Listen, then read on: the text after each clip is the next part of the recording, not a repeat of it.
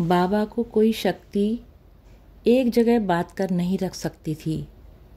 वे एक साथ भारत में भी होते और लंदन में भी, लखनऊ में भी और कानपुर में भी। पवन वेग से क्षण भर में कहीं भी अवतरित हो जाते। उन्हें कमरे में कैद करके रखना असंभव था। सूक्ष्म रूप में वो बाहर निकल जाते और वांछित कार्य संपन्न करके लौट आते थे। बाबा का हर क्षण अलौकिक होता। वे स्वयं अलौकिक जो थे। एक बार की बात है, श्री जे उग्र इलाहाबाद के कलेक्टर थे। वो झोसी स्थित प्रभुदत्त ब्रह्मचारी के आश्रम में आते रहते थे। उन्हीं के मुंह से बाबा की तारीफ सुन रखी थी। वे बाबा से मिलने को अत्यंत उत्सुक थे। एक दिन उनकी इच्छा पूर्ति के लिए ब्रह्मचारी जी के आश्रम में बाबा स्वयं पहुंच गए। ब्रह्मचारी जी ने उग्र को तुरंत सूचना दी। उन्होंने सोचा कि बाबा ज़्यादा देर तक नहीं रुकेंगे, इसलिए उन्हें बातों में उलझाए रखने के लिए कमरे में ले गए। वहाँ बैठकर इधर उधर की बातें होती रहीं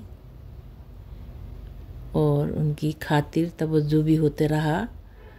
बाबा तो समझ ही गए कि ब्रह्मचारी जी ये सब क्यों कर रहे हैं। लगभग पौने घंटे बाद एक शिष्य ने आकर ब्रह्मचारी जी को उग्र के आने की सूचना दी। ब्रह्मचारी जी कमरे से निकलकर उनकी अगवानी के लिए थोड़ा आगे बढ़ गए। वो कमरे के दरवाजे पर अपने शिष्य को तैनात कर गए कि मौका पाकर बाबा जाने ना पाए।